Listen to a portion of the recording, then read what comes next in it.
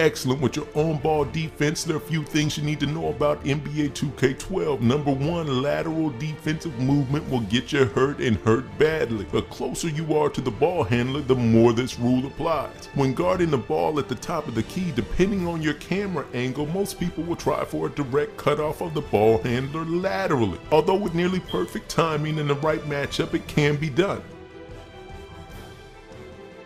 More often than not, this is what you'll see. The margin for error is so slim that it's not a high percentage defensive option. If you followed the series so far, you know all about how effective different shot contests can be. So we don't necessarily need to cut him off, really we just want to meet him at its destination.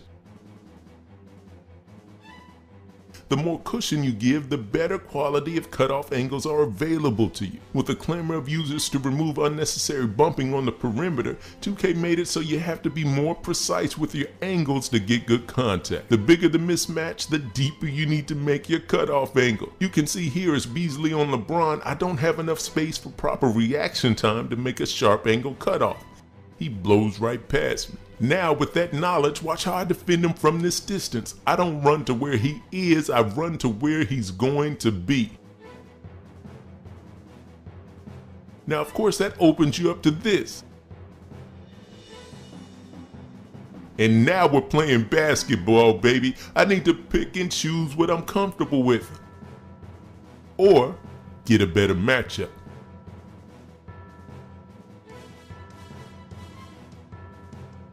Thanks, Coop. Another important key to defense in 2K12 is understanding what I call the 5 meridians. Yeah, I made it up. There is one on the sideline from here to here.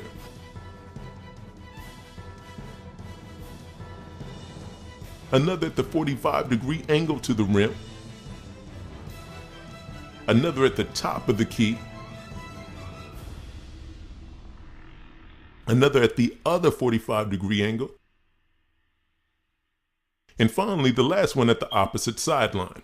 Because of the angle adjustments of the defense at these angles, it's easiest to get beat to the basket moving laterally at the intersections of these meridians. This is why some people can stop the drive better from some camera angles than others. Because of this angle adjustment, you must either meet them at the intersection and body up,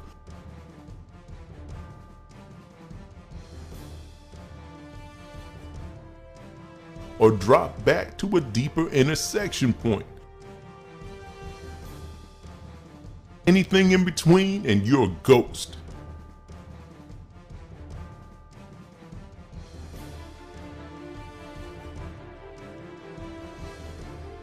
Or as coaches have said since the beginning of time, keep your body between the man and the basket. The best defenders in 2K12 know when to use each of the tools in their tool belt. That only comes with practice. Until next time, it's your man Nazar reminding you, don't play video games, play basketball.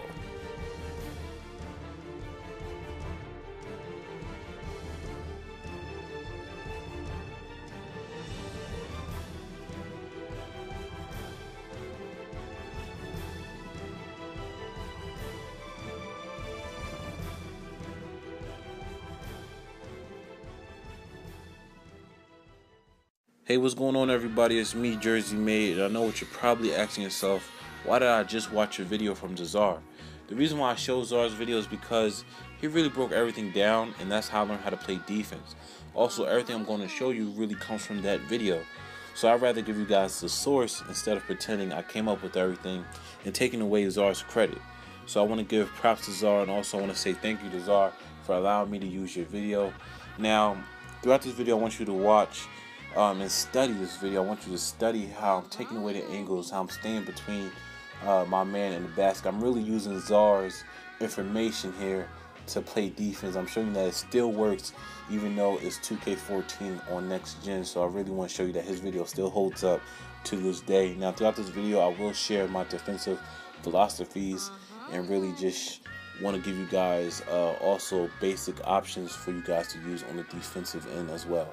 Alright, so one of my philosophies is this: to play great team defense, you first need to play great individual defense. So your teammates don't always have to help out on you and leave assignments. Think about it like this: you guys probably, or maybe not, If you guys have seen somebody getting their butt busted on the court, and it's like they always have to help out the other team, or the team you're on always has to help out because that one guy just can't play defense. And that's how it is in 2K.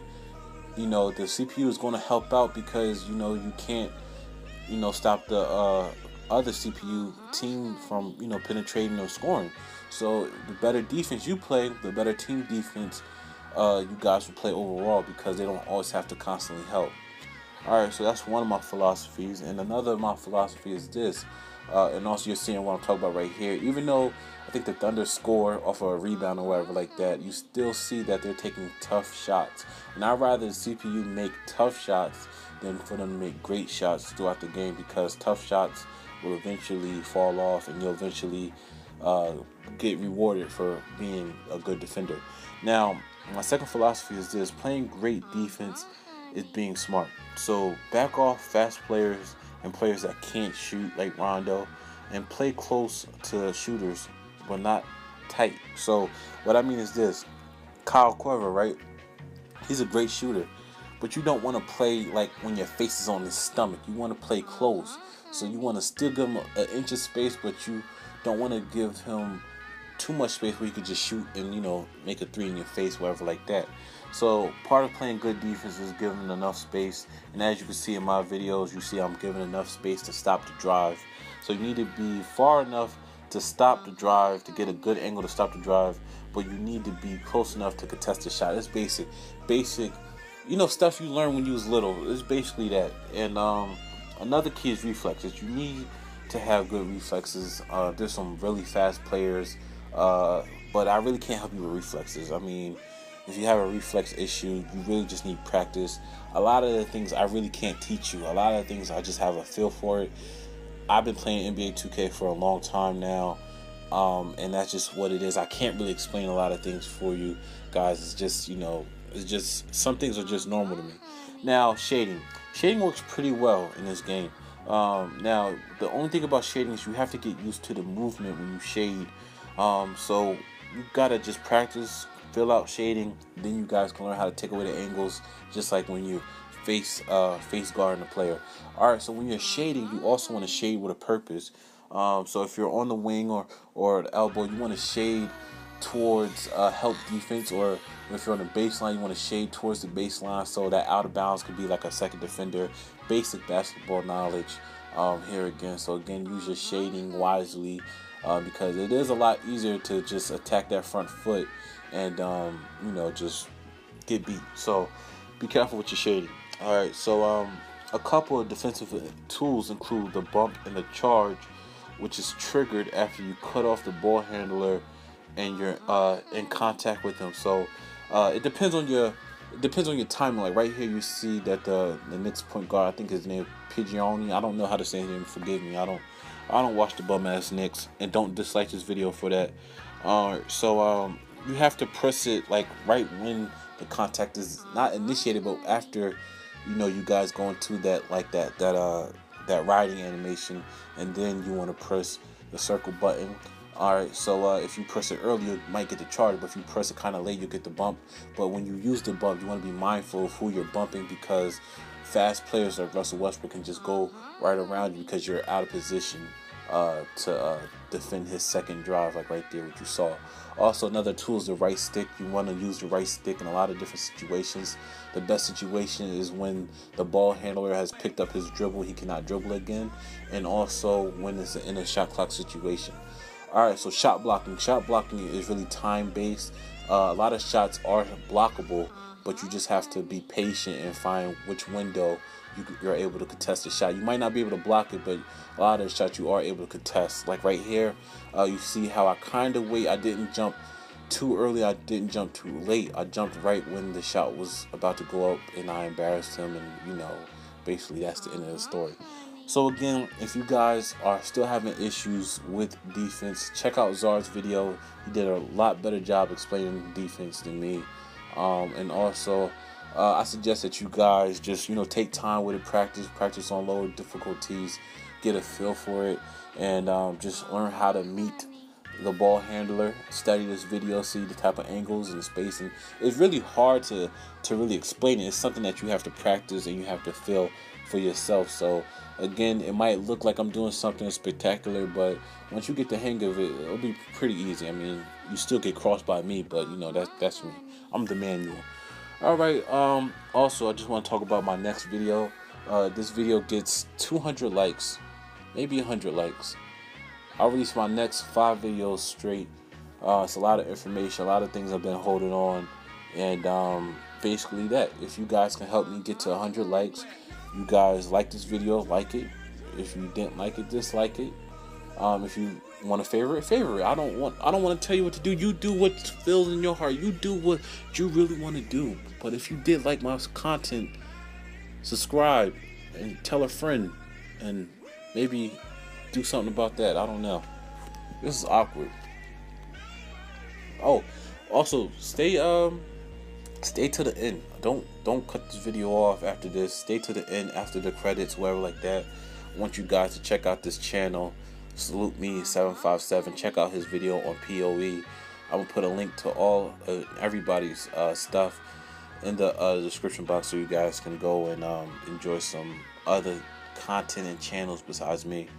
And that's basically it. Peace, homies.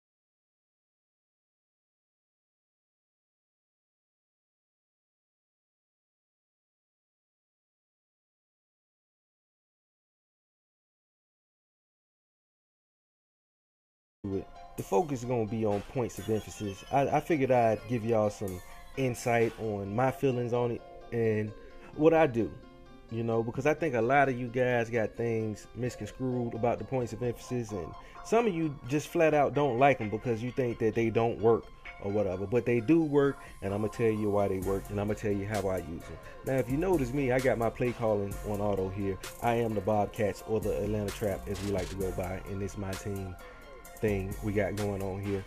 But you see my play calling is on auto.